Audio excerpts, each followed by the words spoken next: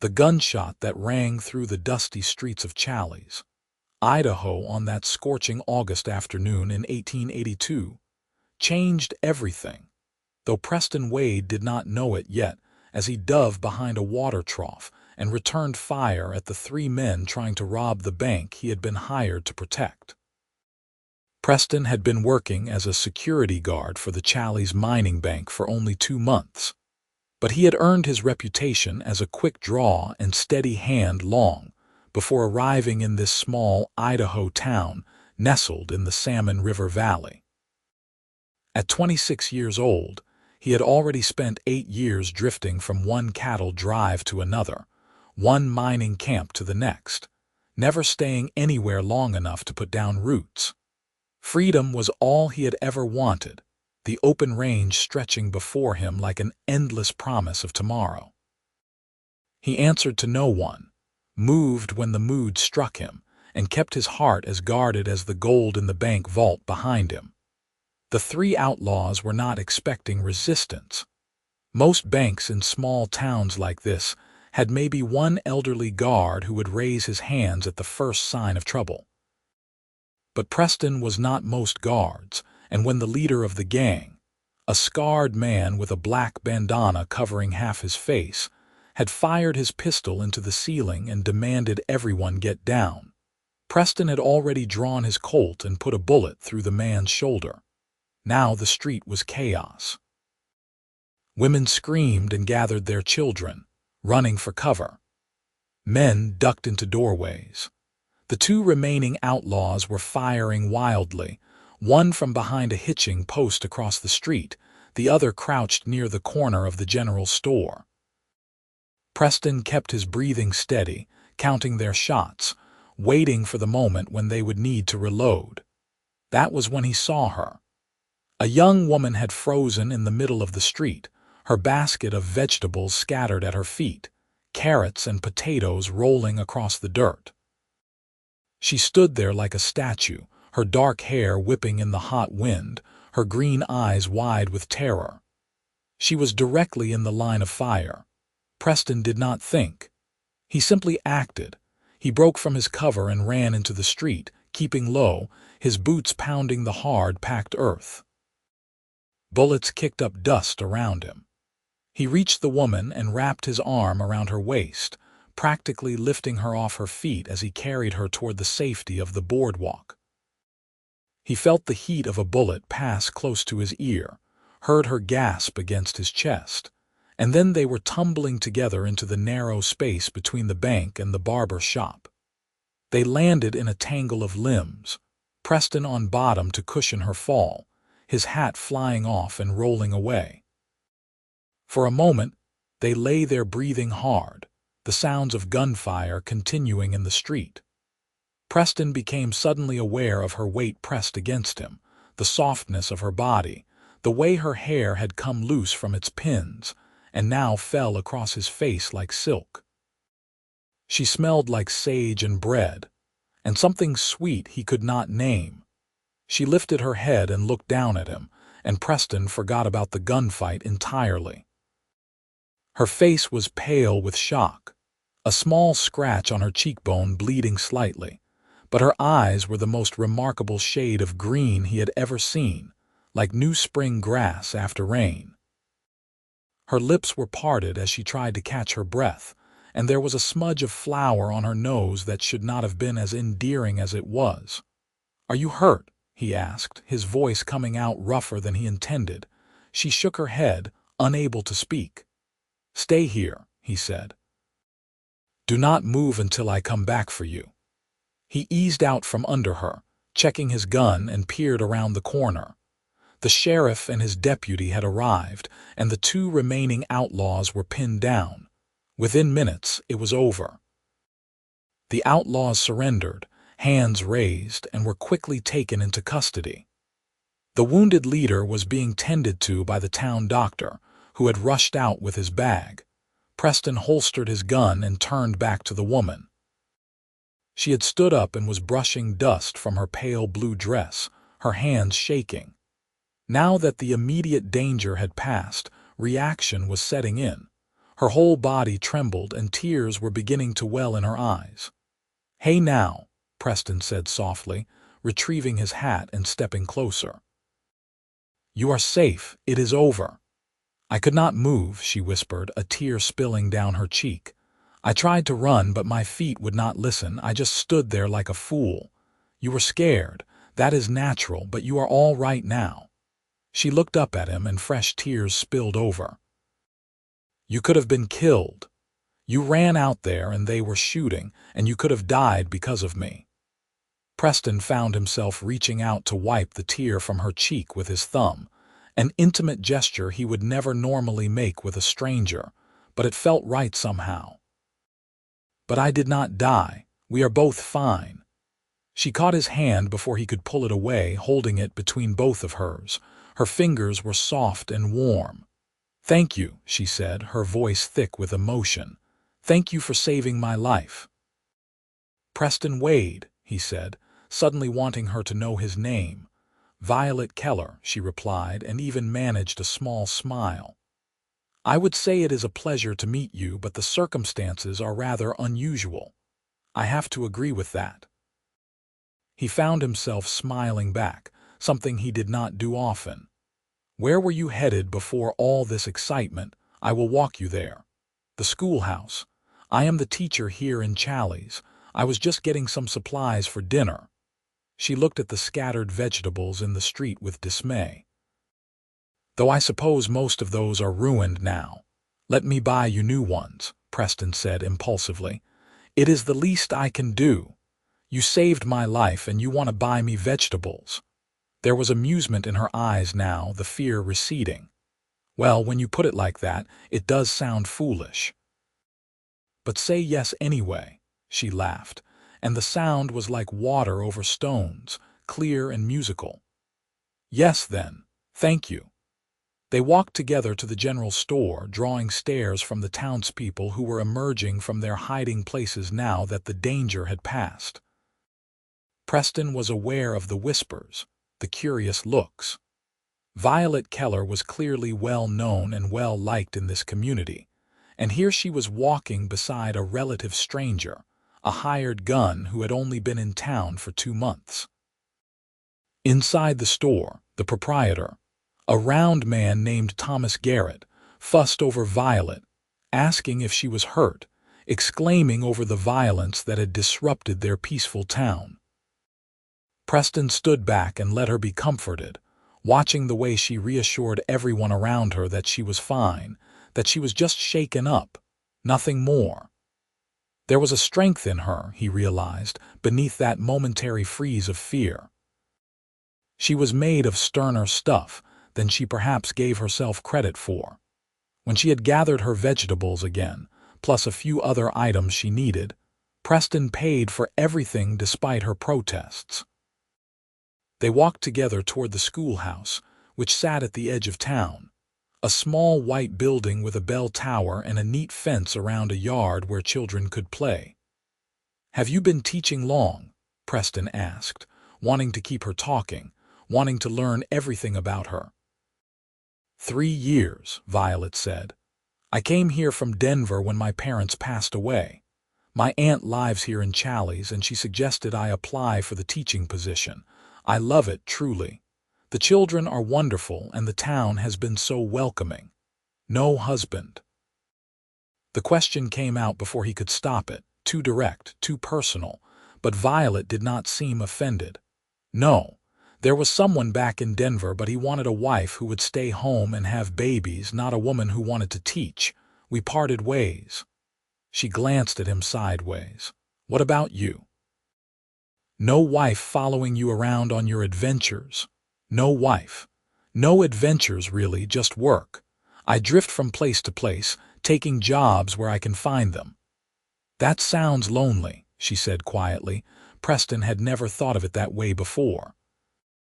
Lonely implied he was missing something, that there was an emptiness in his life.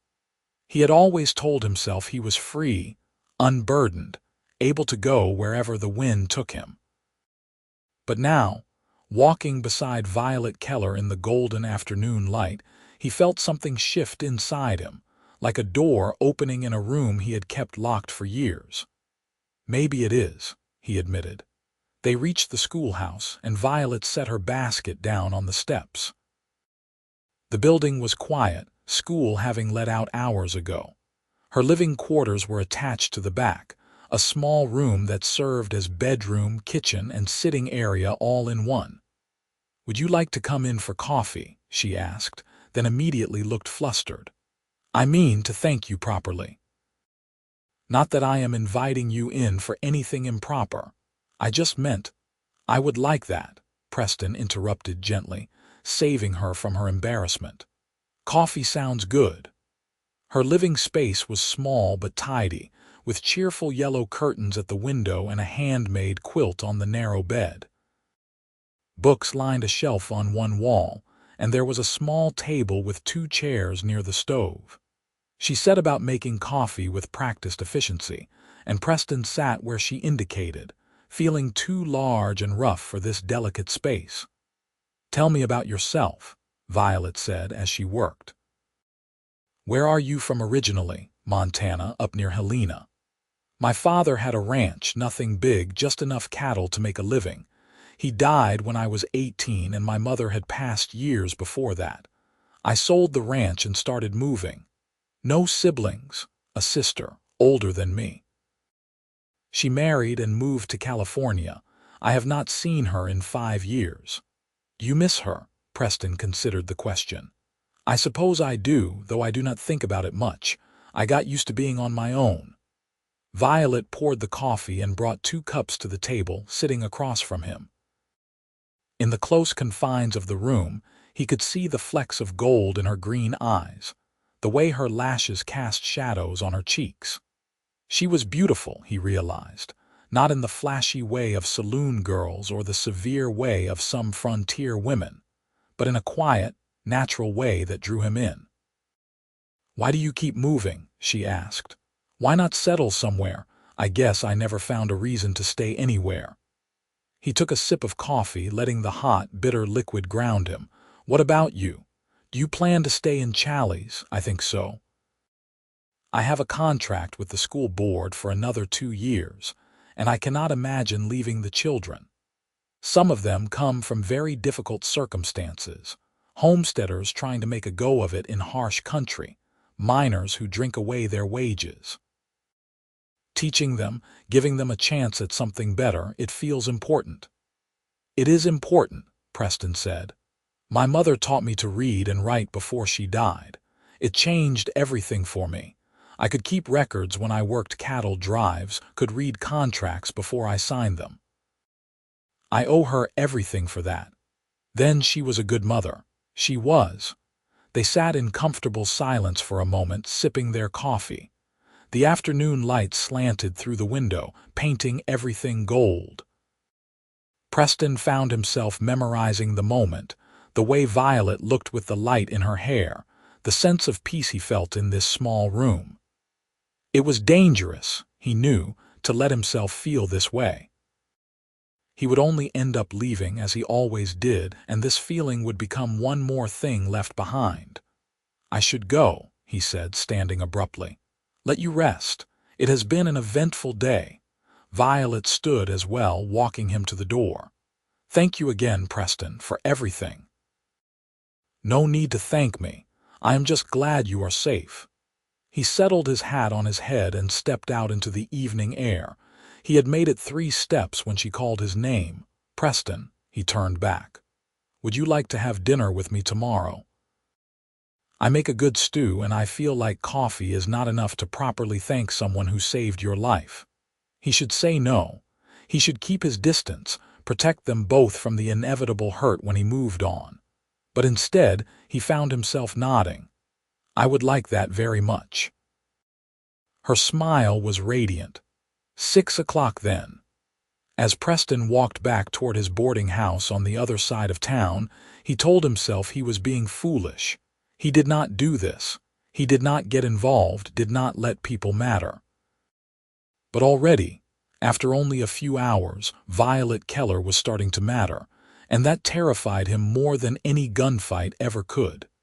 The next day passed with agonizing slowness. Preston went through his usual routine, checking the bank's security, walking the perimeter, chatting with the bank manager about potential threats.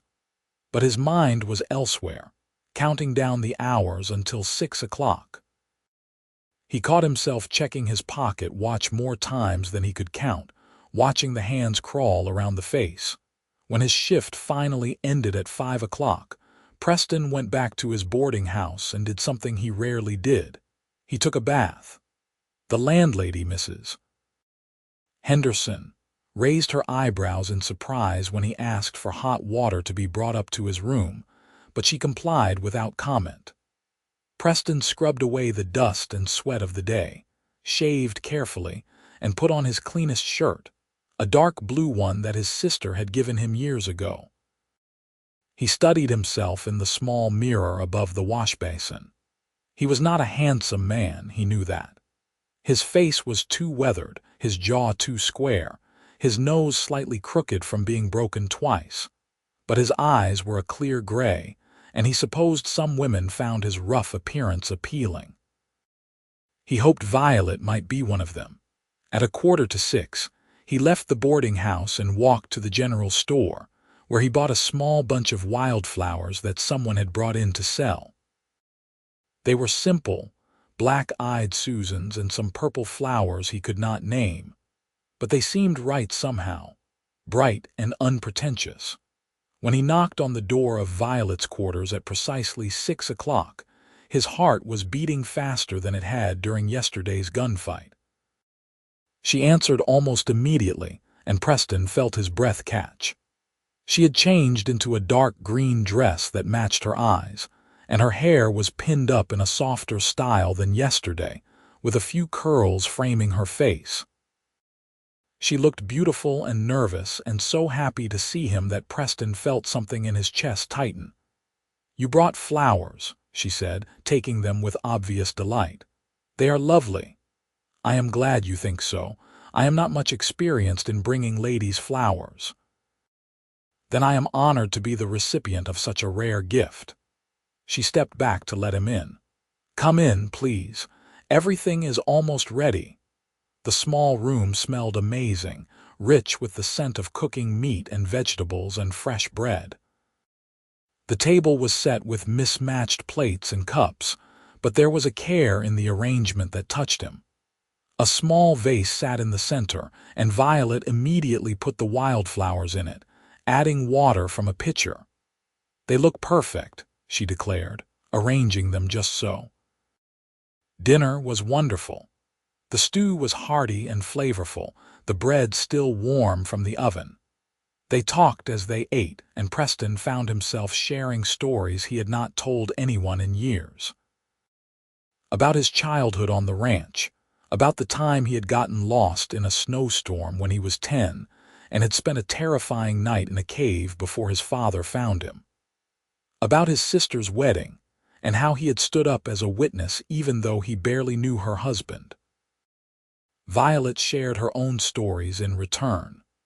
Growing up in Denver, the daughter of a shopkeeper and his wife, the joy she had felt when she realized she wanted to be a teacher, and her parents' pride when she completed her training. The heartbreak of losing them both to influenza within a week of each other 3 years ago, and how lost she had felt until she came to Challis and found purpose again. "You ever feel like life is just a series of accidents?"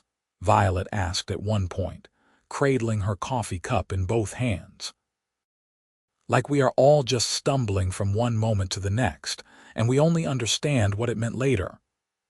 "I used to think everything was about choice," Preston said slowly. "That I chose to leave Montana, chose to keep moving, chose to be alone. But maybe you are right. Maybe it is more about accidents, about being in the right place at the right time. Or the wrong place at the wrong time. If I had left the store 5 minutes earlier or 5 minutes later yesterday, I would not have been in the street when the shooting started." "But then I would not have met you," Preston said quietly. Violet met his eyes across the table, and the air between them seemed to thicken with something unspoken. Then I suppose I am glad I was in the wrong place at exactly the right time. After dinner, Preston helped her wash the dishes, something he had not done since he was a boy helping his mother. They worked in companionable silence, and when their hands touched in the soapy water, neither pulled away. It was such a small thing, fingers brushing fingers, but Preston felt it like a jolt through his entire body. When the dishes were done and put away, they sat together on the 2 chairs, pulled close to the window to catch the evening breeze. The sun was setting, painting the sky in shades of orange and pink and purple, and the mountains in the distance were silhouetted against the light. "I love this time of day," Violet said softly. "When everything gets quiet and the heat finally breaks, it feels like the world is taking a breath." "It is peaceful," Preston agreed. "I am used to sleeping under the stars when I am on cattle drives. I miss that sometimes, the bigness of the sky at night." "What do you like about it?" "The sleeping outside, I mean. The freedom, I guess. Knowing that there is nothing between me and all that space. No walls, no roof, just me and the world. It makes me feel small in a good way, like my problems do not matter as much as I think they do." "That sounds wonderful," Violet said wistfully. "I have never slept outside in my life except for once when I was a little girl and my father let me sleep on the porch in summer. My mother nearly had a fit." "I could take you sometime," Preston offered impulsively. "We could ride out into the hills and watch the stars." "I promise to be a perfect gentleman," Violet laughed. "I do not doubt that for a second. Yes, I would like that very much." They talked until the stars came out, and then Preston reluctantly said he should go. Violet walked him to the door, and they stood there for a long moment, neither wanting to say goodbye. "Can I see you again?" Preston asked. "I mean, besides the star watching, maybe I could take you to dinner at the hotel, or we could go for a walk." "I would like that," Violet said. "I am free on Saturday afternoon after I finish my lesson planning." "Saturday, then. I will pick you up at 2 o'clock if that suits you." "It suits me perfectly." Preston settled his hat on his head and forced himself to step out into the night. He had gone only a few paces when he heard her soft voice again. "Preston," he turned. "Thank you for tonight. It was lovely." "Thank you for inviting me. Sleep well, Violet." As he walked back to his boarding house, Preston felt something unfamiliar stirring in his chest. It took him a while to recognize it as happiness, pure and uncomplicated. It had been so long since he had felt this way that he had almost forgotten what it was like to look forward to tomorrow, to anticipate seeing someone again, to want to share moments with another person. It was dangerous, this feeling. It made him vulnerable. It made him want things he had long ago decided were not meant for him. But as he lay in his narrow bed that night, staring at the ceiling and thinking about green eyes and a smile that lit up the world, Preston could not bring himself to regret it. Saturday came, bright and clear. Preston finished his shift at the bank at 1 o'clock and went back to his room to change. He put on his good trousers and the blue shirt again, polished his boots until they shined, and even attempted to tame his hair with some water and a comb. The result was not perfect, but it was the best he could do. At precisely 2 o'clock, he knocked on Violet's door. She answered wearing a pale yellow dress with little white flowers printed on it, and a straw hat tied with a ribbon under her chin. She looked like sunshine, and Preston felt his heart skip. "You look beautiful," he said, the words coming easily. "Thank you. You look very handsome yourself." They walked through the town together, and Preston was aware of the stares and whispers that followed them. Challis was a small community, and news traveled fast. Everyone knew by now that the bank guard had saved the schoolteacher during the attempted robbery, and seeing them together clearly confirmed whatever rumors had been flying around. "Does it bother you?" Preston asked quietly. "People talking about us?"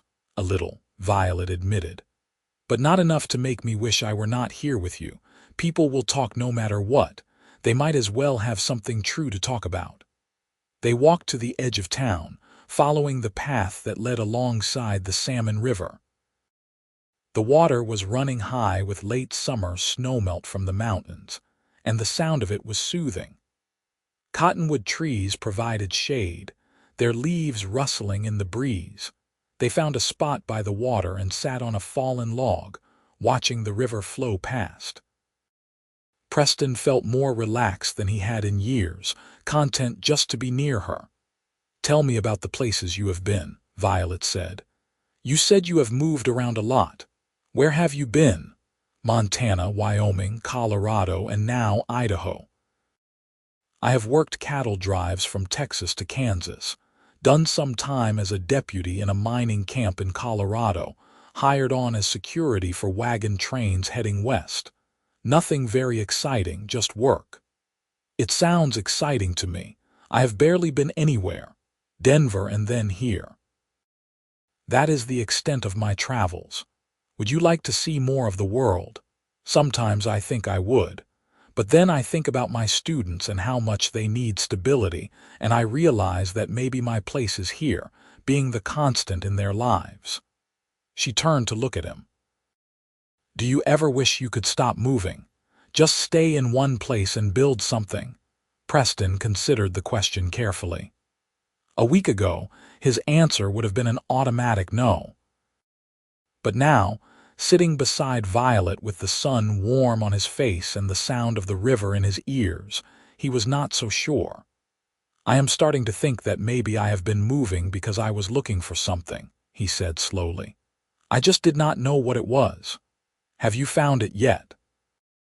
He looked at her, meeting those remarkable green eyes. "I think I might be starting to." The moment stretched between them, charged with possibility. Violet's cheeks flushed pink and she looked down at her hands, a smile playing at the corners of her mouth. "Preston Wade, are you flirting with me?" she asked, her tone teasing. "I am trying to. I am not very good at it, I am afraid. It has been a while." "I think you are doing just fine." They sat by the river for hours, talking and laughing, comfortable silences mixed with deep conversations. Preston learned that Violet loved to read, that her favorite book was Jane Eyre, that she had always wanted to learn to play the piano but never had the opportunity. She learned that Preston could play the harmonica, that he had a scar on his left shoulder from being thrown by a horse when he was 19, that he had once won $50 in a poker game and spent it all on new saddles for his horse. As the afternoon wore on, clouds began to gather over the mountains, and the air took on the electric quality that meant rain was coming. They hurried back toward town, but they were still a quarter-mile from the schoolhouse when the sky opened up. The rain came down in sheets, soaking them instantly. Violet shrieked and grabbed Preston's hand, and they ran together, splashing through puddles that formed instantly in the dusty street. By the time they reached the shelter of her small porch, they were drenched, their clothes plastered to their bodies, water streaming from their hair. They stood there catching their breath, and then Violet started to laugh. It began as a giggle and built into full, gasping laughter, and Preston found himself laughing too, unable to resist her joy. "We look like drowned rats," Violet gasped, trying to wring water from her skirt. "Speak for yourself. I look rugged and adventurous. You look like you fell in the river." "That too." Violet fumbled with her door, and they stumbled inside, still laughing. She grabbed 2 towels from a shelf and handed one to Preston, using the other to dry her face and hair. Her hat had come off somewhere during their run, and her hair was coming loose from its pins, curling wildly around her face. "I am sorry," Preston said, though he was still grinning. "I should have been watching the sky better. Do not apologize. That was the most fun I have had in ages." She wrung out her hair over a basin, then looked down at her sodden dress. I need to change before I catch my death. Would you mind waiting here? There is coffee on the stove if you want to warm up. Of course. Take your time. She disappeared behind a screen in the corner that sectioned off a small area for privacy. Preston busied himself with the coffee, trying not to think about the fact that she was changing her clothes just a few feet away. He was unsuccessful. When she emerged, she was wearing a simple gray dress, her hair braided loosely over one shoulder. She looked younger somehow, more vulnerable without all the proper trappings of her teacher persona. "Your turn," she said. "I do not have any men's clothes, but I can at least give you a blanket while your shirt dries by the stove." "I will be fine," Preston protested, but she was already pulling a thick quilt from a chest. "Preston Wade, you will catch pneumonia if you stay in those wet clothes. Now take off that shirt." There was no arguing with her tone. Preston unbuttoned his shirt and draped it over a chair near the stove, then wrapped the quilt around his shoulders. He felt strangely exposed, standing there in her living quarters with his chest bare under the blanket, rain drumming on the roof, the intimacy of the moment wrapping around them like the warmth from the stove. Violet poured 2 cups of coffee and brought them to where he stood. Steam rose from the cups, fragrant and inviting. They stood close together, sipping the hot liquid, listening to the rain. "This is nice," Violet said softly. "Cozy." "It is," Preston agreed, "though I feel like I should apologize again for the state of things." "Do not. This is perfect, exactly as it is." She set her cup down on the small table and looked up at him, her green eyes searching his face.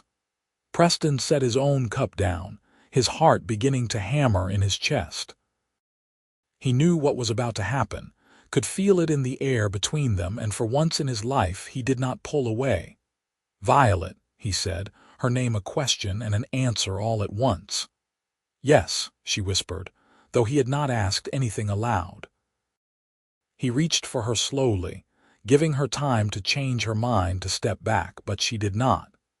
Instead, she moved closer, closing the distance between them. He cupped her face in his hands, his rough palms cradling her soft skin, and bent his head to kiss her.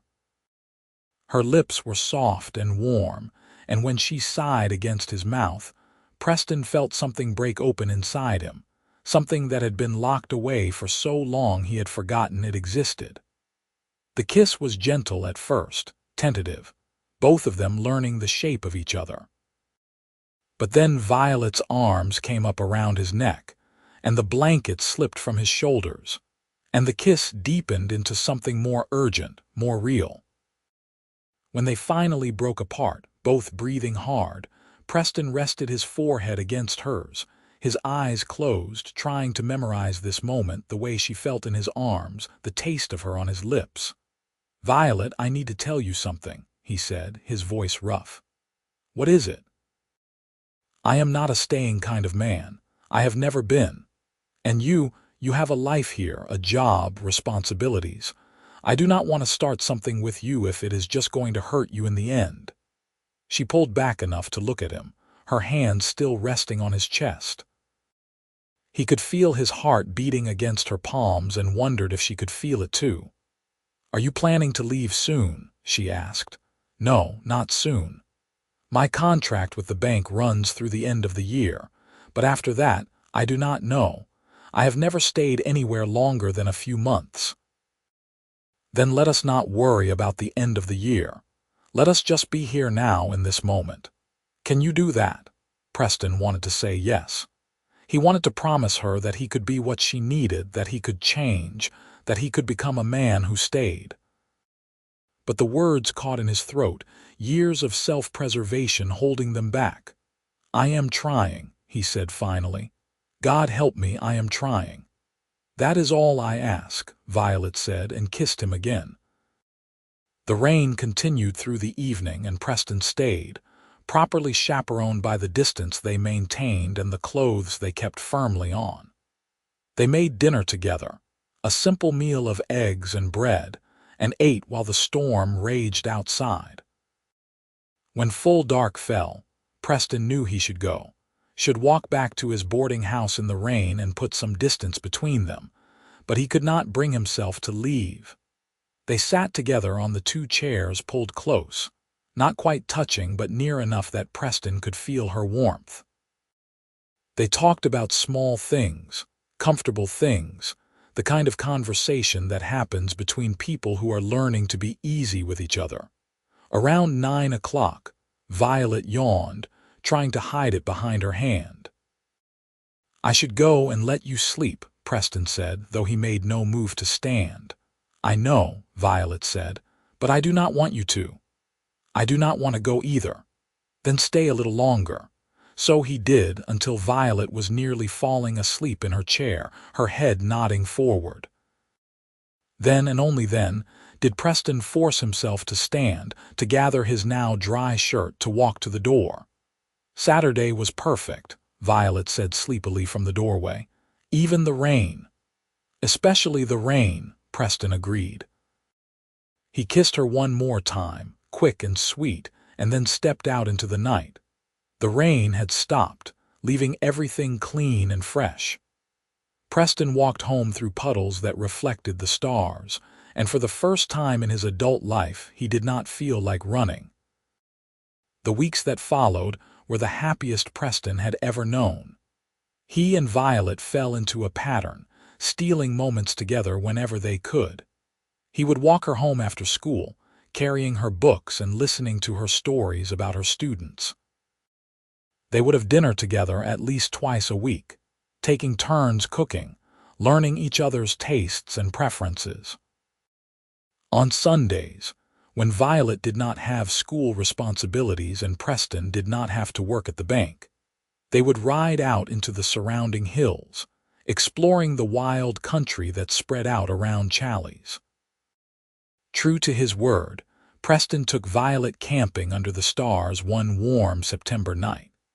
They rode out to a meadow he had discovered on one of his solitary rides, a place where wildflowers still bloomed and a small creek burbled over smooth stones. He set up a simple camp, building a fire ring and laying out bedrolls a respectable distance apart. They cooked dinner over the fire, beans and bacon and coffee that tasted better than anything Preston had ever eaten in a fine restaurant. As darkness fell and the stars came out one by one, they lay on their backs and looked up at the vast expanse of sky. "You were right," Violet said softly. "It is different out here. It makes you feel small, but in a good way." "It helps me remember what matters," Preston said. "Out here, all the complicated things fall away. It is just you and the earth and the sky. Everything else is just noise." "What matters to you, Preston?" He turned his head to look at her, her profile illuminated by starlight. "You do. You matter to me." She rolled onto her side to face him, propping herself up on one elbow. "You matter to me too, more than I thought possible in such a short time." "It scares me," Preston admitted. "How much you have come to mean to me. I have never let anyone in like this before." "Why not? Why have you kept yourself apart from people for so long?" Preston was quiet for a long moment, gathering his thoughts. He had never put this into words before, had never examined his own motivations too closely. But Violet deserved honesty. "When my mother died, I was 14 years old. I watched her waste away from some sickness the doctor could not name, watched her get weaker every day until she could not even lift her head from the pillow. My father fell apart. He loved her so much that losing her nearly destroyed him. He kept the ranch going, kept me fed and clothed, but he was never the same. He was just going through the motions of living until he could be with her again." "I am so sorry," Violet whispered. "When he died 4 years later, I remember feeling relieved. Sad but relieved because he was finally free of that pain. But I also remember thinking that I never wanted to love someone that much. I never wanted to be that vulnerable, that destroyed by another person. So I decided I would not." I would keep moving, keep my distance, never let anyone close enough to hurt me that way. But you are lonely, Violet said. It was not a question. Yes, God help me, yes. I did not realize how lonely until I met you. She reached across the space between them and took his hand, lacing her fingers through his. Loving someone is a risk.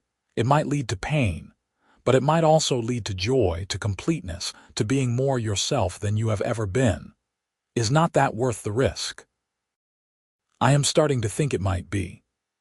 They slept under the stars that night, and Preston woke at dawn to find that Violet had moved closer in her sleep, seeking warmth.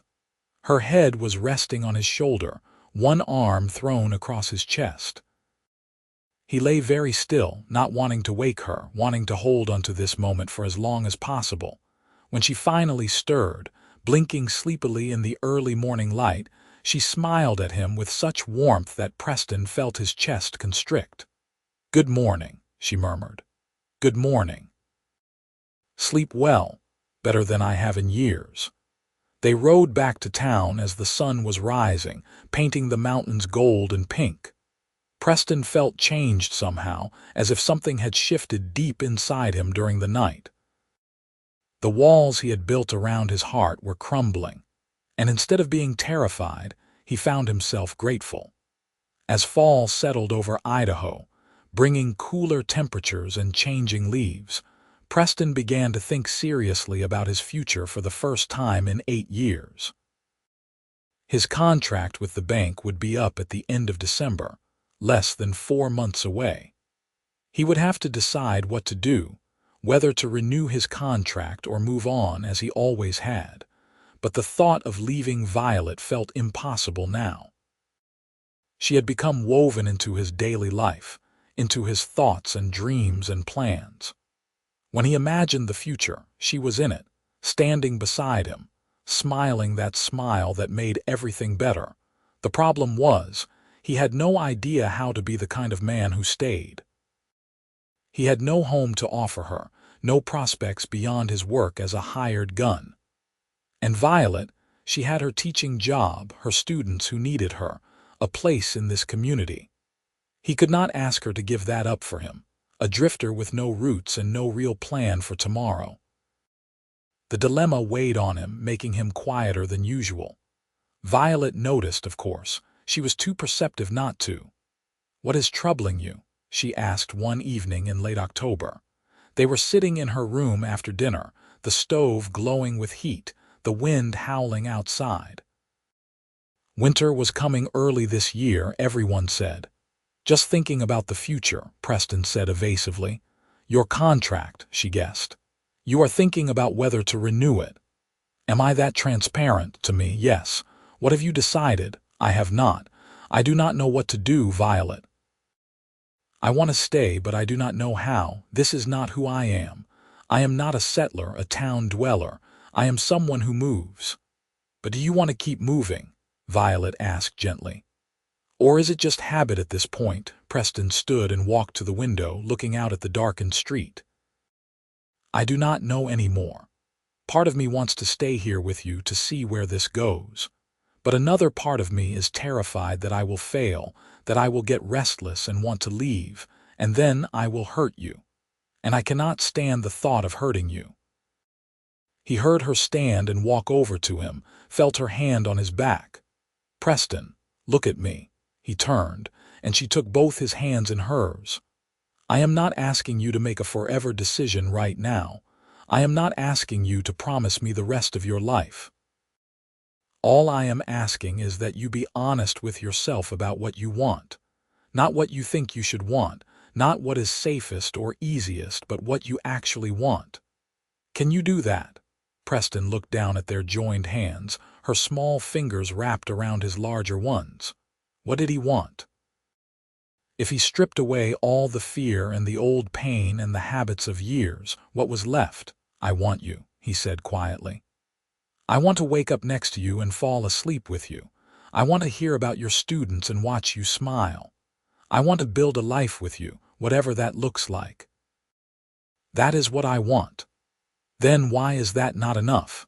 Because wanting something and being able to hold on to it are two different things. Because I am afraid I do not know how to be what you need. You are already what I need, Violet said fiercely. You, exactly as you are, with all your wandering ways and your fears and your rough edges. I do not need you to be someone else. I just need you to be willing to try. What if I fail? Then we will figure it out together. But Preston, you have to at least try. You cannot let fear make all your decisions for you. He pulled her into his arms, holding her tight, breathing in the scent of her hair. I am trying. I promise you I am trying. That is all I ask. November came with snow, unusually heavy for this early in the season. The mountains were buried under white, and the streets of Challis turned to mud and slush. Preston continued his work at the bank, and Violet continued teaching, but everything felt poised on the edge of change. The bank manager, Mr. Crowell, approached Preston in mid-November about renewing his contract. You have been good for business, Wade, Crowell said, leaning back in his leather chair. People feel safe knowing you are here. After that attempted robbery in August, our deposits have actually increased. Folks trust their money to us because they know you will protect it. I appreciate that, sir. So what do you say?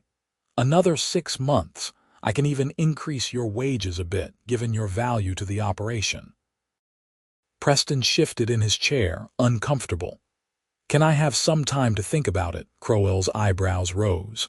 I expected you to jump at the offer. You are not thinking of moving on, are you? I have not decided yet. I need to consider my options. Well, do not take too long. If you are leaving, I need time to find a replacement before the end of the year. Crowell leaned forward. But I hope you stay, Wade. You are a good man, and this town needs good men.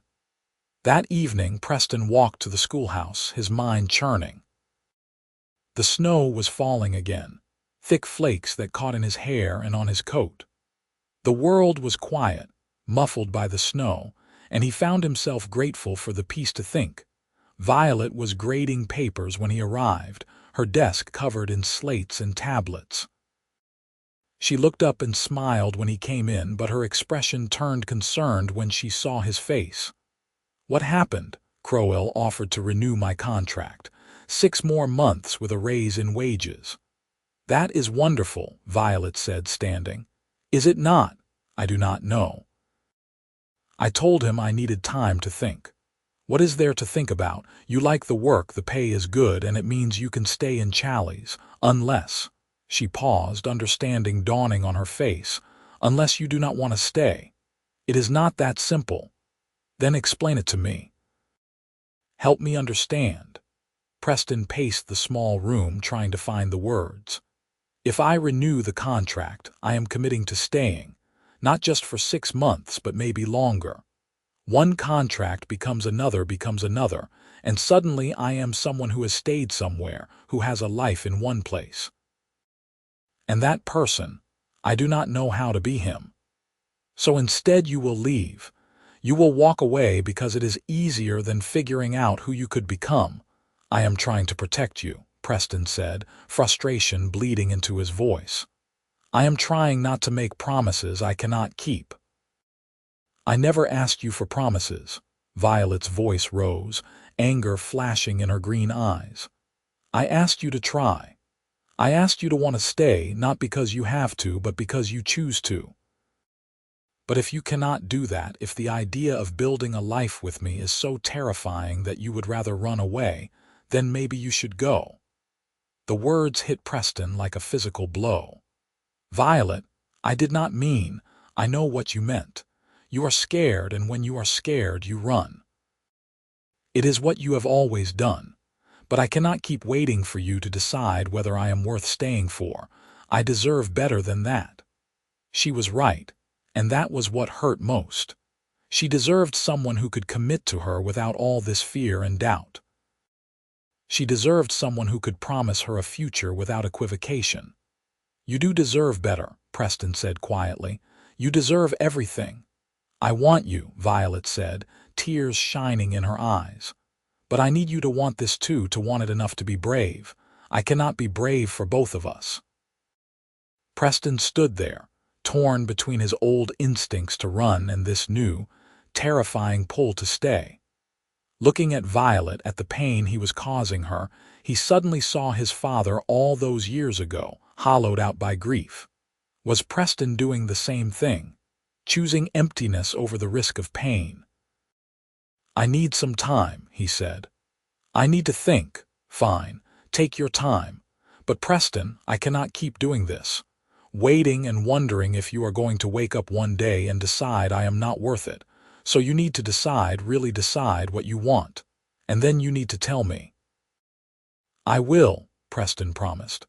"I will." He left, walking out into the snowy night, and did not look back. If he had, he would have seen Violet standing at the window, tears streaming down her face, her hand pressed against the glass. Preston spent the next 2 weeks in turmoil.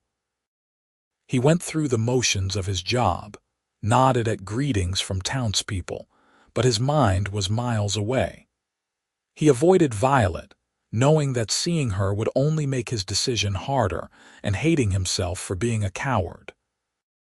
He spent hours riding out into the foothills, sitting in the cold and trying to figure out what he really wanted.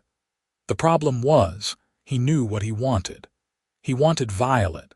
He wanted to stay in Challis, to make a life here, to stop running. But wanting something and being able to do it were different things, and the fear that he would fail, that he would hurt her, paralyzed him. One evening, as he sat in his boarding house room staring at the walls, there was a knock at his door. He opened it to find Mrs. Henderson, the landlady, holding a cup of tea. "You look like you could use this," she said, pushing past him into the room, "and some sense talked into you." "I am fine, Mrs. Henderson. You are a terrible liar, Mr. Wade. Everyone in town knows you are mooning over the schoolteacher and making both yourselves miserable in the process. So sit down and drink this tea and let an old woman give you some advice." Preston was too tired to argue. He sat on his bed and took the tea, sipping it obediently while Mrs. Henderson settled into the room's only chair. "You know, I was married for 35 years before my husband died," she said without preamble. 35 years to a man who drove me absolutely crazy half the time. He was stubborn and pig-headed and could not remember to close a door to save his life. "Why are you telling me this?" "Because he was also kind and funny and made me feel like I was the only woman in the world. And when he died, I thought my life was over. The pain was so bad I could barely breathe. But you know what? I would not trade those 35 years for anything, not for all the safety in the world, not to avoid the pain. Because loving him, being loved by him, that was the best thing that ever happened to me." "Mrs. Henderson, you are afraid," she interrupted. "I see it in you. You are afraid that if you love that girl and something happens, you will end up like your father, broken by grief. But you are not your father, Preston Wade, and avoiding love does not make you safe. It just makes you alone." Preston set down his tea, his throat tight. "What if I am not good enough for her? What if I stay and then cannot do it, and I hurt her worse than if I had just left now? What if you stay and it is wonderful? What if you build a life together and grow old together and look back on decades of happiness? Why are you so sure it will end badly? Because everything ends. Yes, it does. We are all going to die someday, but that does not mean we should not live first. And you are not living, Preston. You are just surviving, and that is no way to spend the one life you have been given." After Mrs. Henderson left, Preston lay awake for hours, staring at the ceiling and thinking about her words. He thought about his mother and father, about the joy they had shared before illness took her. He thought about his sister, who had married and moved away and was building a family of her own. He thought about all the places he had been, all the sunrises he had watched alone, all the nights he had lain under the stars with only his horse for company. And he thought about Violet. The way she laughed, throwing her head back with joy. The way she listened when he talked, really listened as if his words mattered. The way she touched him, soft hands on his roughened skin, making him feel valued and wanted. The way she looked at him, as if he was someone worth seeing. What was he so afraid of? The answer, when it came, was simple. He was afraid of being happy. He was afraid that if he let himself want this, really want it, it would be taken away and he would be left with nothing. But he already had nothing. Nothing except the memory of Violet's kiss, the ghost of her smile, the echo of her voice saying his name. And that was worse, he realized, than any grief could be. Worse because it was voluntary, self-inflicted.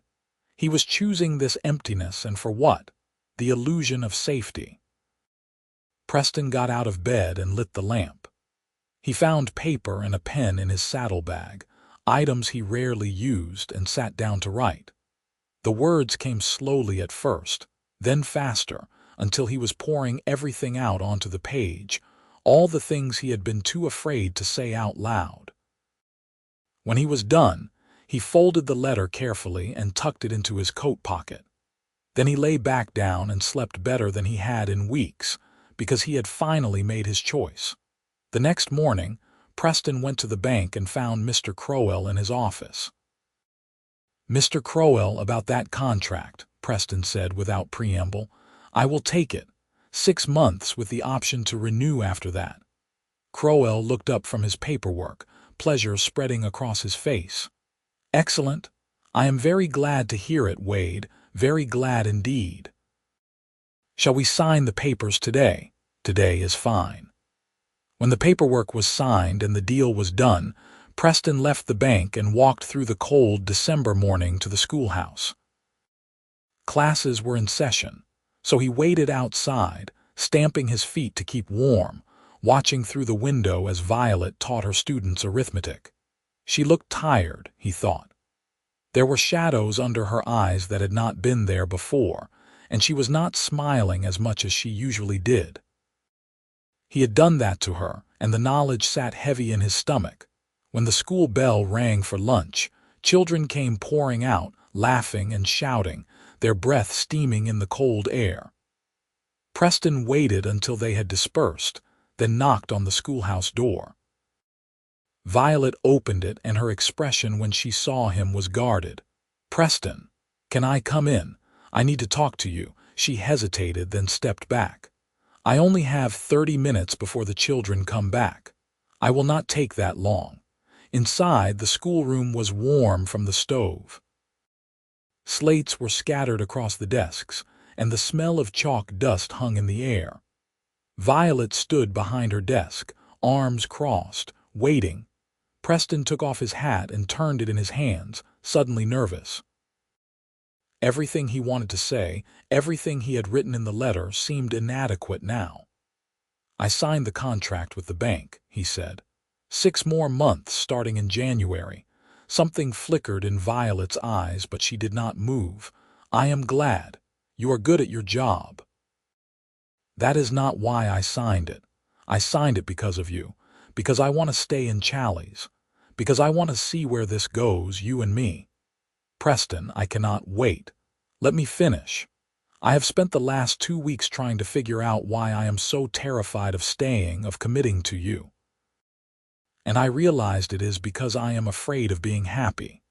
I am afraid that if I let myself love you, really love you, something will happen to take you away, and I will end up like my father, destroyed by grief. But that is not a reason to push me away," Violet said softly. "That is a reason to hold on tighter. I know that now. Mrs. Henderson said something to me that made me understand. She said that avoiding love does not make you safe, it just makes you alone, and she is right. I have been alone for so long, Violet. I am so tired of being alone." Violet's arms dropped to her sides, and Preston saw tears gathering in her eyes. "I am not good at this," he continued, his voice rough. "I do not know how to be the kind of man who stays, who builds a home, who makes promises about the future, but I want to learn. I want to try. With you." If you will still have me. Preston, I know I hurt you. I know I have been a coward, running away from the best thing that ever happened to me, but I am done running. I want to stay. Not because I have to, not because it is convenient, but because this is where I want to be. You are who I want to be with, and if you give me another chance, I promise I will spend every day proving that to you. The tears spilled over, running down Violet's cheeks. You really mean it? I have never meant anything more in my life. Preston pulled the letter from his pocket and held it out. I wrote this last night, everything I have been too afraid to say, but I will say it now, out loud if you want. Violet took the letter with trembling hands, but she did not open it. Instead, she looked up at him, searching his face for something. Say it, she whispered. Tell me. Preston took a step closer, then another, until he was standing right in front of her. He reached up and gently wiped the tears from her cheeks with his thumbs. I love you, Violet Keller. I love your kindness and your strength and the way you see the best in everyone, even me. I love how you laugh and how you think and how you make me want to be better than I am. I love waking up knowing I will see you that day, and I love falling asleep remembering your smile. I was free before I met you, or I thought I was. But now I know that freedom without you is just another word for empty. Loving you, choosing to stay with you, that is the greatest liberty I could ever have.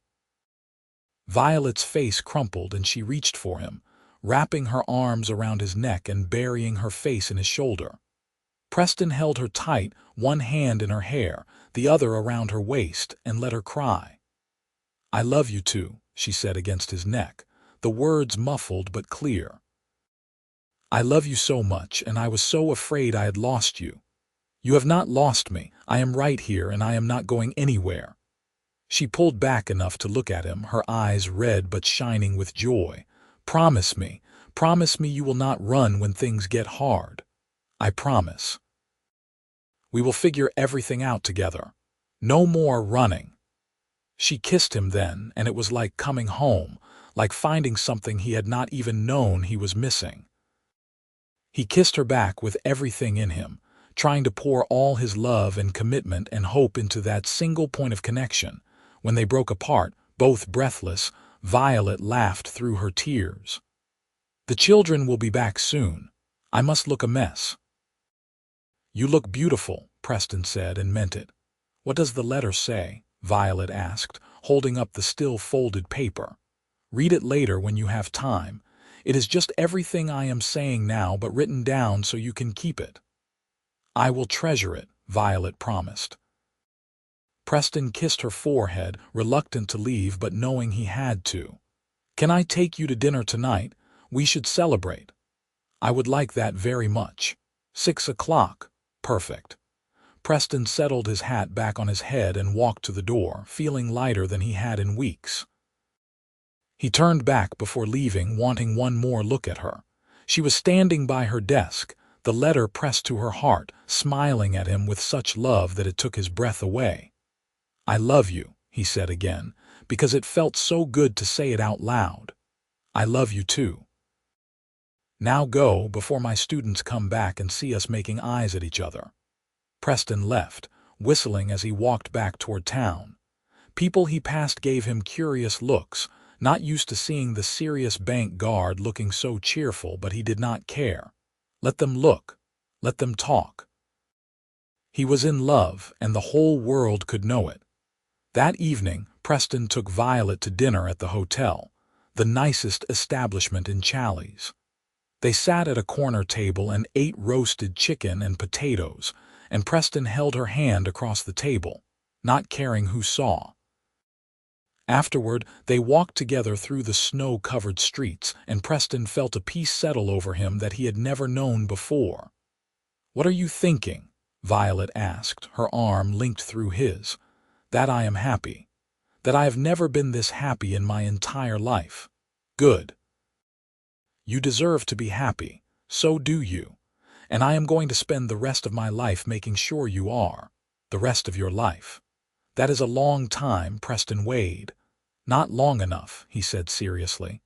Not nearly long enough for all the things I want to do with you." Violet stopped walking and turned to face him, her face glowing in the light from a nearby window. "What kind of things?" "I want to marry you," Preston said, the words coming easily now that he had let down his walls. "Not right away if you need time, but someday. I want to build us a house, something small and cozy where we can be together. I want to watch you teach and be proud that you are mine. I want to grow old with you and look back on a life well lived. That is what I want." "Yes," Violet said, her eyes shining. "Yes, what?" "Yes, I will marry you."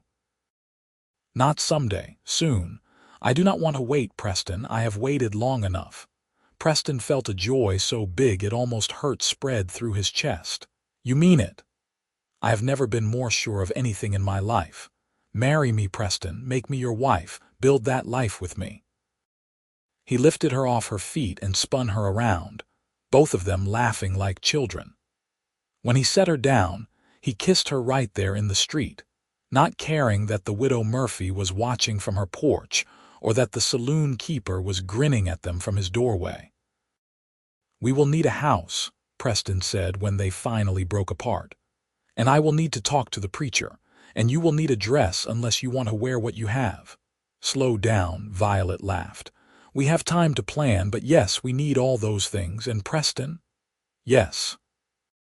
Thank you for choosing to stay. Thank you for being brave enough to love me. Thank you for waiting for me to figure it out. Thank you for seeing something worth loving in me." They walked back to the schoolhouse through the gently falling snow, and Preston had never felt more at home in his life. The next few weeks were a whirlwind of activity. Preston spoke to the preacher, Reverend Matthews, about performing the ceremony. They decided on a date in late January, giving them time to make arrangements, but not so long that they had to wait forever. Preston used his savings to buy a small piece of land just outside town, a plot with a good well and some trees for shade. He hired a carpenter and spent his days off helping to build a small house, just 2 rooms to start with, but sound and well built. Watching it take shape, seeing the walls go up and the roof laid on, Preston felt a pride and ownership he had never experienced before. This was his house, his land, his future. Violet worked with the other women in town to sew a simple but beautiful wedding dress, white cotton with lace at the collar and cuffs. She was moving through her days in a haze of happiness, and her students noticed the change. She was more patient, quicker to laugh, and they loved her even more for it. The town of Challis was excited about the wedding. Everyone liked Violet, and most people had warmed to Preston, especially after he saved her life during the robbery. The women planned a celebration, and the men helped finish the house, working together to make sure everything was ready in time. On a cold Saturday in late January 1883, Preston Wade and Violet Keller were married in the small church at the center of town. The building was packed with townspeople, everyone dressed in their Sunday best. Violet walked down the aisle without a father to give her away, but with her head held high and her eyes locked on Preston's face. Preston stood at the front of the church, wearing a new suit that Mrs. Henderson had insisted he buy for the occasion, his hair tamed as much as was possible, his heart hammering in his chest. When he saw Violet, so beautiful in her white dress with wildflowers in her hair, he forgot to breathe. She reached him and took his hands, and Reverend Matthews began the ceremony. Preston barely heard the words. He was too focused on Violet, on the way her hands trembled slightly in his, on the love shining in her green eyes, on the reality that this remarkable woman was choosing him, choosing this life with him. "Preston, you take this woman to be your lawfully wedded wife?" Reverend Matthews asked. "I do," Preston said, his voice steady and sure.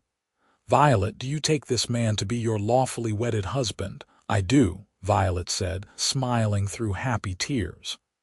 Then by the power vested in me, I now pronounce you husband and wife. Preston, you may kiss your bride." Preston cupped Violet's face in his hands and kissed her softly, reverently, sealing the promises they had just made. The church erupted in applause and cheers, and when they broke apart, both of them were smiling so wide it almost hurt. They walked back down the aisle together, husband and wife, and out into the cold January afternoon. Someone had decorated a wagon with ribbons and bells, and they climbed into it for the ride to their new house, where a celebration was already underway. The party lasted well into the evening with food and music and dancing. Preston danced with his new wife, holding her close and marveling at the fact that she was his now, really truly his. People congratulated them, offered advice, and toasted their future happiness. It was perfect, all of it, and Preston committed every moment to memory. As the sun set and the guests began to drift away, Preston and Violet were finally alone. They stood together on the porch of their new house, looking out at the land that was now theirs. "Are you happy?" Preston asked, his arm around her waist. "So happy I could burst," Violet said. "Are you?" "More than I knew it was possible to be." He turned her to face him. "I meant what I said in my vows. You are my heart, Violet, my home, my everything. And you are mine, always." He carried her over the threshold of their new house, both of them laughing, and closed the door on the world outside. This was their beginning, the start of the life they would build together, and Preston had never been more certain of anything in his life. The months that followed were an adjustment for both of them, learning to live together, to share space and decisions and daily life. Preston had lived alone for so long that having another person constantly present took some getting used to. But he found that he loved it, loved waking up next to Violet every morning, loved coming home to her every evening, loved the small intimacies of married life. Violet continued teaching, though there was talk in the town about whether a married woman should be in the classroom. Preston spoke to the school board on her behalf, arguing that she was an excellent teacher and that marriage had not diminished her abilities.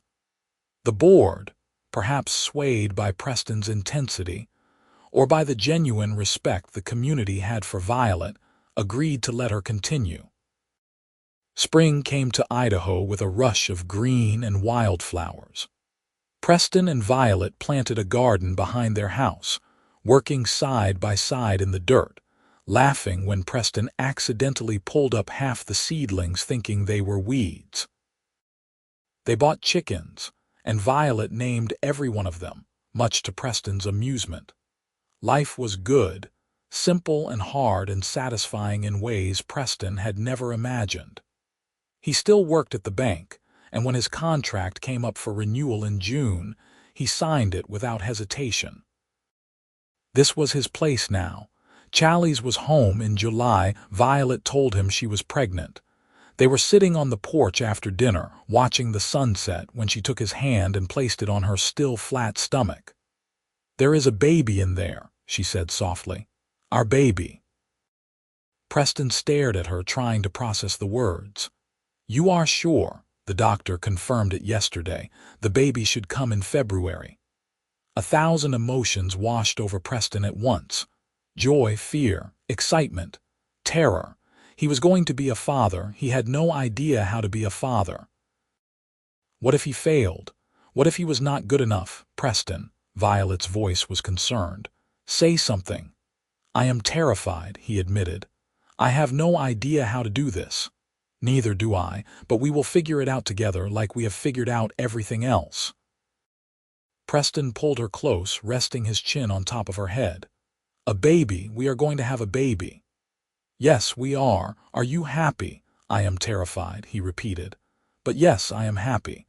So happy I do not have words for it." As Violet's pregnancy progressed, Preston became increasingly protective. He did not want her lifting anything heavy, working too hard, or getting overly tired.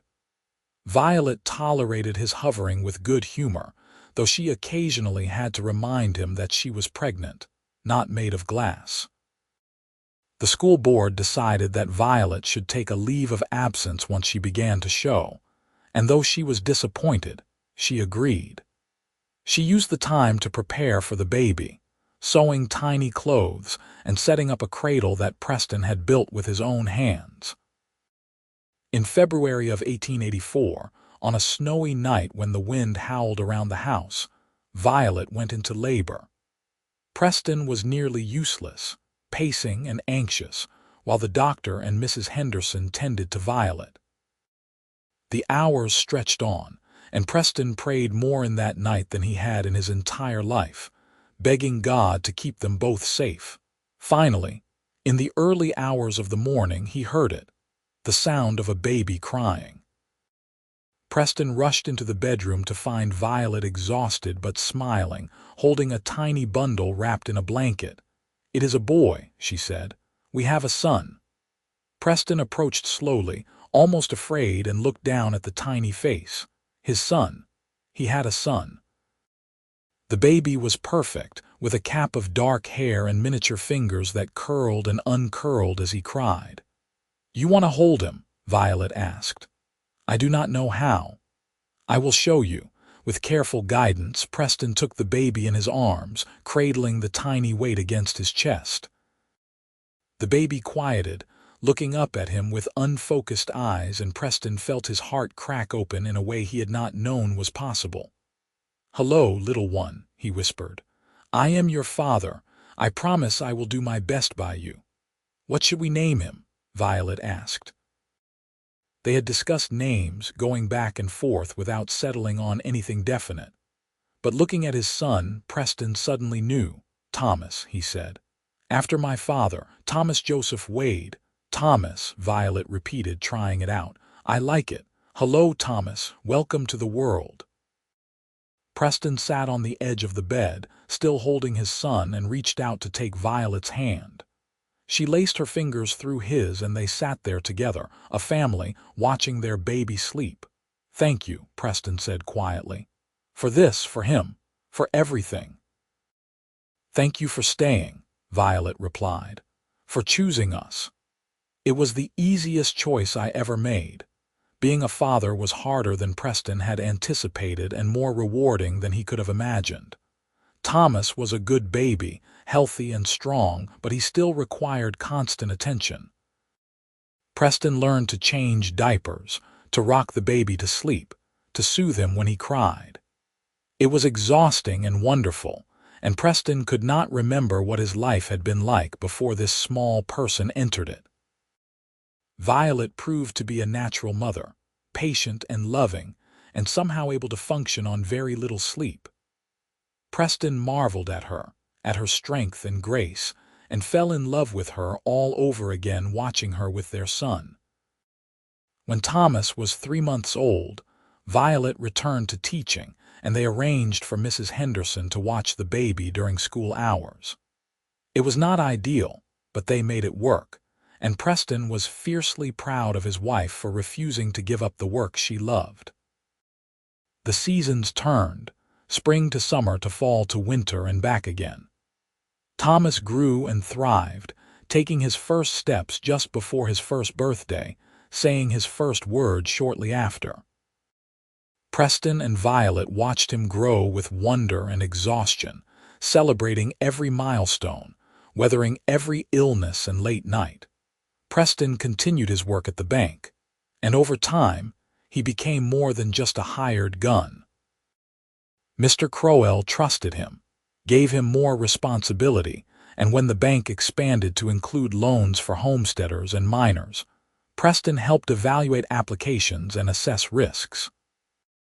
He found he had a head for business, and he was good at reading people, at knowing who would make good on their promises. Life was not always easy. There were hard winters when food was scarce and money was tight. There were illnesses that swept through the town, taking some people and sparing others for reasons no one could understand. There were arguments between Preston and Violet, the normal friction of two strong-willed people learning to share a life. But through it all, they had each other. And that made everything bearable. When Thomas was 3 years old, Violet became pregnant again. This time, Preston was less terrified and more excited. He knew what to expect, knew that he could do this, knew that they would be all right. Their daughter was born in October of 1887, on a crisp fall day when the aspens were turning gold on the mountainsides. They named her Rose after Preston's mother, and she was a tiny, fierce thing from the moment she arrived, with lungs that could wake the entire household and a will that matched her father's. Thomas was fascinated by his baby sister, wanting to help with everything, to hold her and feed her and play with her. Preston watched his son with his daughter and felt his heart expand even more, making room for this new love. The years continued to pass, marked by the milestones of their children's lives. Thomas starting school, proving to be a bright and curious student under his mother's tutelage. Rose taking her first steps, then running, always running, wild and free. Birthdays and holidays and ordinary days that were precious simply because they were together. Preston watched his children grow and realized that he had become someone he would not have recognized a decade ago. He was a husband and father, a man with roots and responsibilities, someone who stayed.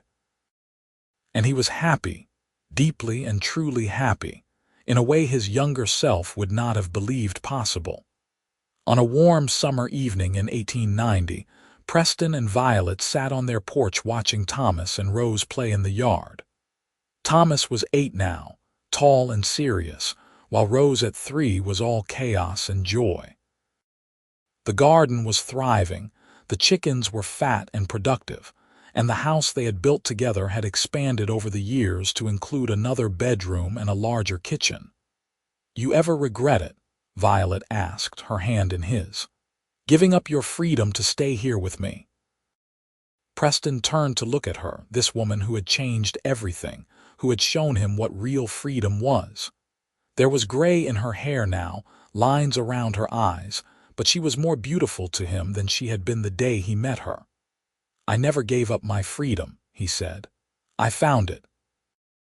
All those years I spent drifting, I thought I was free because I had no ties, no responsibilities. But I was just lost, running from myself and from any chance of real happiness. You gave me a place to belong, a reason to stay, a life worth living. Loving you, choosing you every day, that is the greatest liberty I have ever known." Violet's eyes filled with tears and she leaned over to kiss him softly. "I love you, Preston Wade. I love you too. More than yesterday, less than tomorrow." They sat together in comfortable silence, watching their children play, and Preston felt a contentment that went bone deep. This was his life, his home, his family. He was no longer the man who rode into Challis on a dusty afternoon 8 years ago, running from his past and afraid of his future. He was someone new, someone better, someone who had finally learned that the greatest freedom was not the absence of ties but the presence of love. Thomas came running up to the porch, his face flushed with exertion.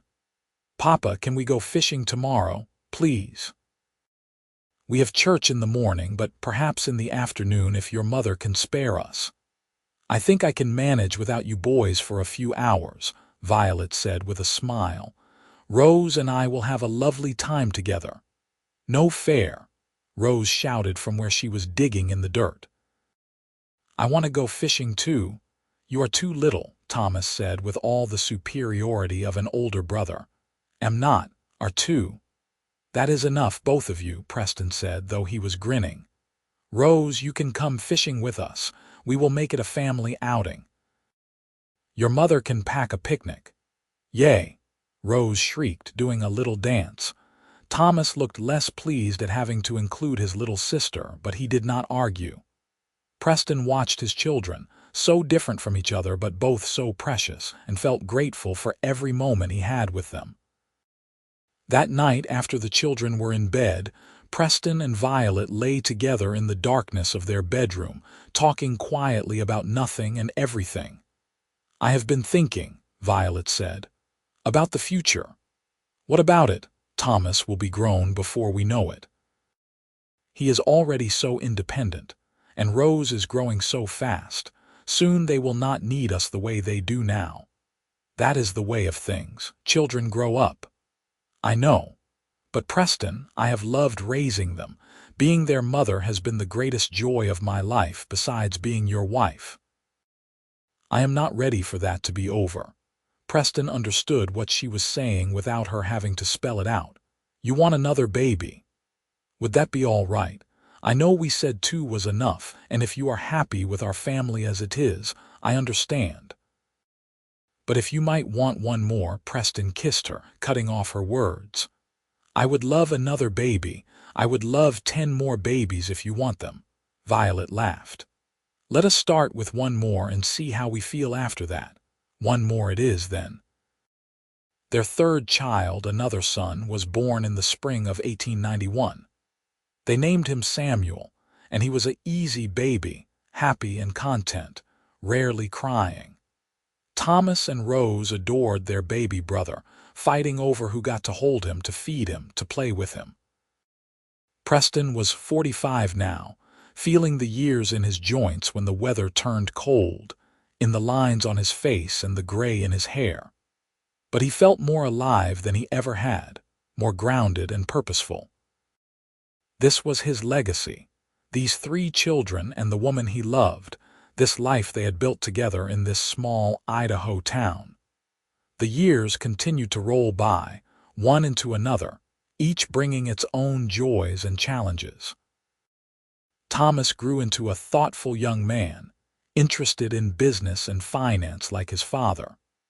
Rose was wild and creative, always drawing or making up stories, driving her more conventional brother crazy with her flights of fancy. Samuel was the peacemaker, the one who could smooth over any argument, who brought joy wherever he went.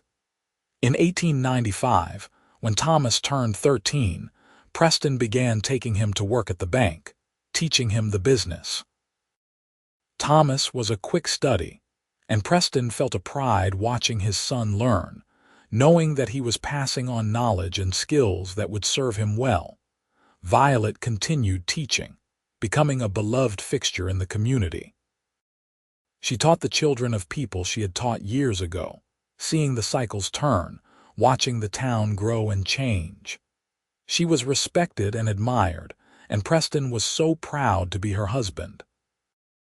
They celebrated their 15th wedding anniversary with a party at their house, surrounded by friends and family.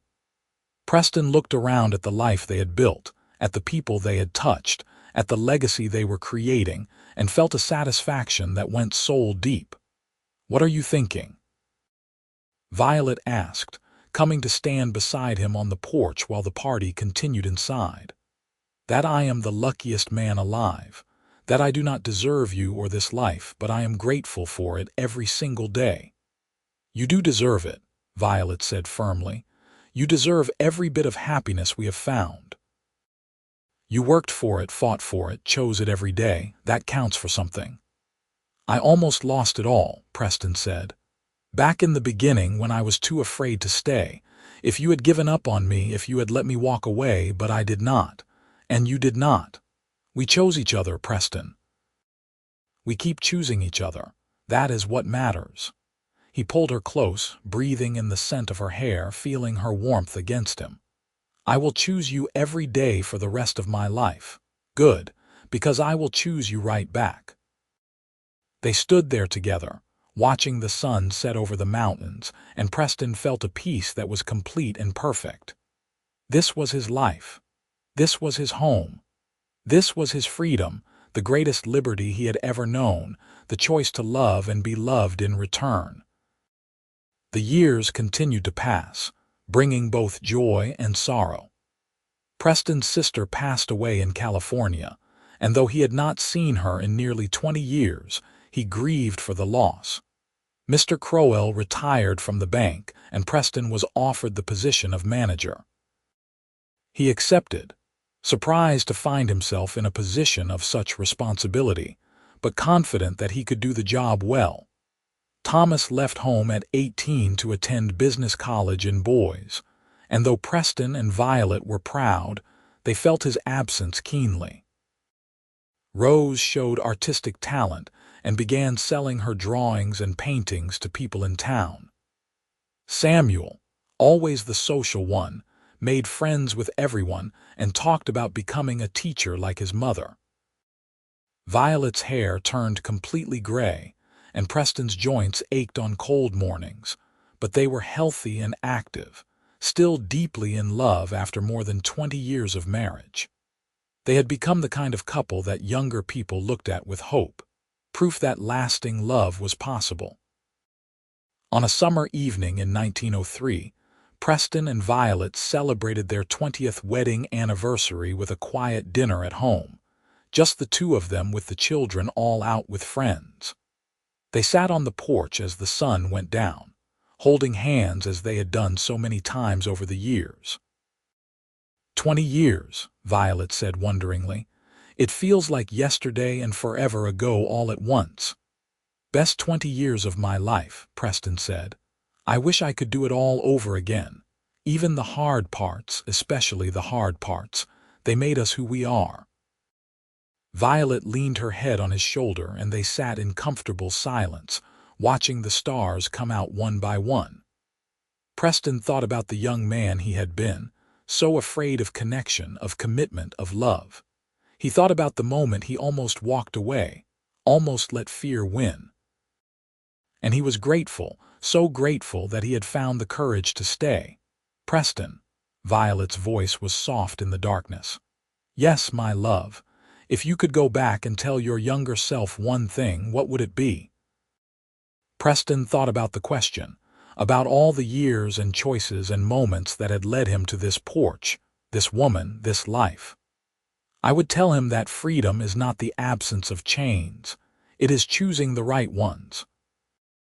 I would tell him that loving someone, really loving them, is not giving up your freedom. It is finding the only freedom that truly matters. I would tell him not to be afraid. Would he listen? Probably not, but he would figure it out eventually. He would find you, and you would teach him what I am trying to say. That loving you is the greatest liberty. That choosing you every day is the most free I have ever been. Violet lifted her head and kissed him, soft and sweet and full of all the love they had shared over 2 decades. I am so glad you stayed. So am I. So am I. The years continued on, bringing grandchildren and new joys. Thomas married and had a daughter he named Violet after her grandmother. Rose married an artist she met in Boise and moved to Portland, sending letters full of her adventures. Samuel became a teacher as he had always wanted, taking over from his mother when she finally retired at 60 years old. Preston and Violet grew old together, their love deepening with each passing year. They became fixtures in Challis, the couple everyone knew, whose love story was told to young people as an example of what marriage should be. In the summer of 1915, Preston and Violet sat on their porch as they had done so many times before. Preston was 69 now, his hair white, his face lined with years of sun and hard work and laughter. Violet was 63, still beautiful to him, still the center of his world. They were watching their grandchildren play in the yard, 5 of them now, ranging from 12 years old to 3. The house was full of life and noise and love, just as it had always been. We did good, did we not? Violet said, her hand in his. We did very good, Preston agreed. Better than I ever dreamed possible. Any regrets? Not a single one. You. Only that we do not have more time. I want 100 more years with you. I will take whatever time we get and be grateful for it. Every day with you has been a gift, Violet. Every single one. She leaned over and kissed him, and even after all these years, Preston felt his heart skip.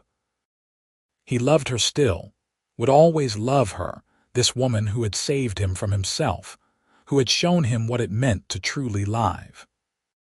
As the sun set over the Idaho mountains, painting the sky in shades of gold and pink and purple, Preston Wade looked at his life spread out before him in his children and grandchildren, in the house he had built with his own hands, in the town that had become home, and in the woman sitting beside him who had made it all possible. He had thought freedom meant being unattached, being able to leave at a moment's notice, owing nothing to anyone. But he had been wrong. Real freedom was this: loving someone so much that you chose them every single day, building a life together that was more valuable than any solitary journey could ever be.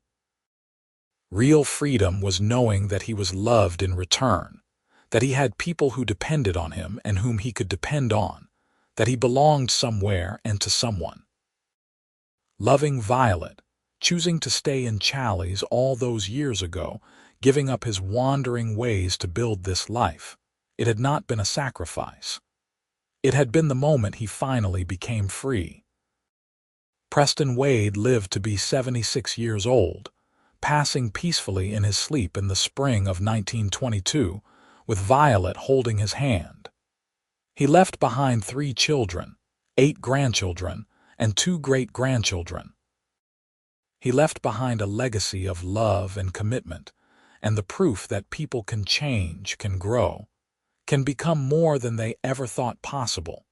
Violet lived another 8 years, surrounded by her family, teaching children to read until she was physically unable to continue. She told stories about Preston to her grandchildren, keeping his memory alive, making sure they knew what a remarkable man their grandfather had been. When she passed away in 1930 at the age of 78, she was buried beside Preston in the Challis cemetery, under a tree they had planted together 40 years earlier. Their headstone was simple, just their names and dates, and one line that Violet had insisted on: "Loving you is the greatest liberty." The house they built still stood for many years after, home to their children and then grandchildren, a testament to what they had created together. And in the small town of Challis, Idaho, people still told the story of the cowboy who gave up his freedom for love, and in doing so found the only freedom that truly mattered. Their love story became legend, passed down through generations, proof that real love can transform, that choosing to stay is sometimes braver than choosing to leave, and that the greatest journeys are not always the ones that take us to new places, but the ones that take us deeper into connection, commitment, and the kind of love that lasts beyond a lifetime. Preston and Violet Wade had lived well and loved deeply, and their legacy endured long after they were gone, in the lives they touched, the family they created, and the example they set. They had proven that sometimes the most profound freedom comes not from the absence of ties, but from choosing the right ones, from loving so deeply that the choice to stay becomes the easiest one you will ever make. And in the end, is that not what every love story is about? The choice to love, to stay, to build something that lasts. Preston Wade had made that choice, and it had made all the difference.